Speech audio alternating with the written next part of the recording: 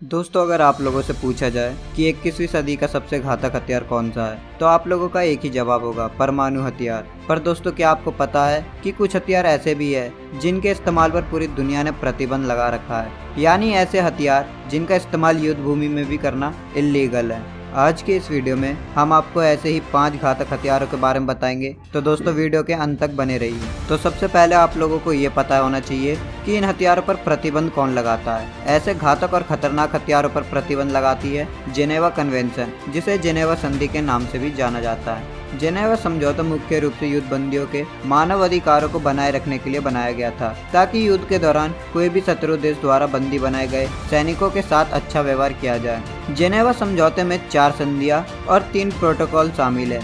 ये संधि युद्ध बंदियों के मानव अधिकारों का संरक्षण करती है। मानवता को बरकरार रखने के लिए पहली संधि 1864 में हुई थी, इसके बाद दूसरी संधि 1906 में और तीसरी संधि 1929 में हुई थी। द्वितीय विश्व युद्ध के बाद 1949 में 196 देशों ने मिलकर चौथी संधि की थी, जो कि अब तक लागू है। जेनेवा संधि के तहत युद्ध बंदियों को किसी भी तरह से डराया, धमकाया या उनका अपमान नहीं किया जा सकता है। जेनेवा संधि के मुख्य नियम: पहला, युद्ध बंदियों से उनका नाम, सैन्य पद और नंबर पूछा जा सकता है, और युद्ध बंदियों की जाति, धर्म, जन्म आदि बातों के बारे में नहीं पूछा जा सकता है। साथ ही उसे डराया, धमकाया या मारा पीटा नहीं जा सकता है। दूसरा, घायल सैनिक की उचित देखरेख की जाती है। यदि कोई घाव या चोट लगी है तो उसका इलाज भी किया जाता है। तीसरा, युद्ध बंदियों को खाने पीने और जरूरत की सभी चीजें दी जाती है। किसी भी कैदी के साथ अमानवीय व्यवहार नहीं किया जा सकता। पांचवा, किसी भी देश का सैनिक स्त्री या पुरुष जैसे ही पकड़ा जाता है उस पर यह संधि लागू होती है। दोस्तों, अब आपको जेनेवा संधि के बारे में पूरी तरह से समझ में आ गया होगा। अब हम अपने टॉपिक पर चलते हैं। जो इस लिस्ट में पहले नंबर पर है वो है ब्लाइंडिंग लेजर वेपन। ये एक ऐसा घातक हथियार है जो दुश्मनों को हमेशा के लिए अंधा बना सकता है, और इस तरह के हथियारों को 1980 के जेनेवा संधि के प्रोटोकॉल 4 के तहत बैन किया गया है। और इस संधि के तहत वो सभी हथियार बैन हैं जो हमेशा के लिए किसी को अंधा बना सकते हैं।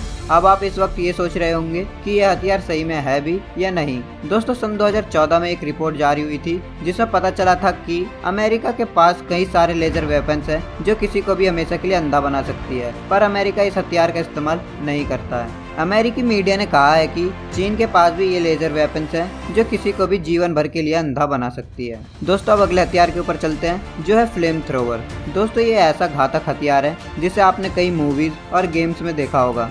इस तरह के हथियार को इंसेंड्री हथियार भी कहा जाता है। इंसेंड्री का मतलब है आग लगाने वाला हथियार।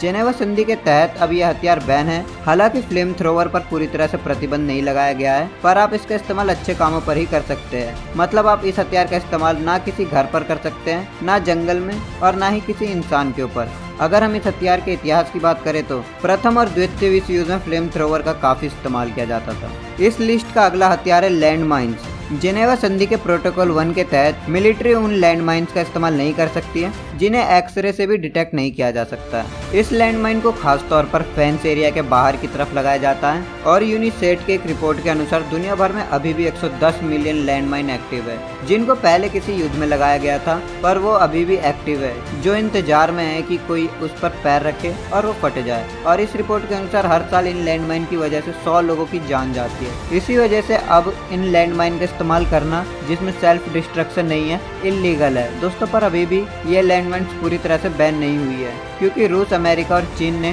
ट्रीटी पर हस्ताक्षर नहीं किया है। बढ़ते हैं इस लिस्ट के चौथे हथियार के ऊपर, जो है स्पाइक पिट्स। भले ही दोस्तों ये सुनने में पुराना लगता है और आप लोगों को लगता होगा कि इसका इस्तेमाल पहले किया जाता था, तो आप लोगों को बता दूं कि स्पाइक पिट्स का इस्तेमाल वियतनाम युद्ध में भी हुआ है। जेनेवा संधि के प्रोटोकॉल 2 के तहत इन स्पाइक पिट्स पर प्रतिबंध लगा दिया गया है। स्पाइक पिट्स में एक गड्ढा किया जाता है जो नुकीली चीजों से भरा हुआ होता है, और बाद में इस गड्ढे को ढक दिया जाता है ताकि ये दुश्मनों को दिखाई ना दे, और जैसे ही कोई इन गड्ढों पर पैर रखता था वो तुरंत गड्ढे में गिरकर इन नुकीली चीजों के वजह से घायल हो जाता था या उसकी मौत हो जाती थी। इसका इस्तेमाल दूसरे देश की सेनाओं की रफ्तार को धीमी करने के लिए किया जाता था। दोस्तों, पांचवा हथियार है मस्टर्ड गैस। ये एक ऐसा केमिकल है जिसका असर काफी बुरा होता है, और इस केमिकल वेपन मस्टर्ड गैस का इस्तेमाल विश्व युद्ध में काफी मात्रा में किया गया है। ये गैस किसी को भी अंधा बनाने, शरीर जलाने या सांस लेने में दिक्कत कर सकती है। अगर ये केमिकल किसी के शरीर में ज्यादा देर रहता है तो उसकी मौत निश्चित है।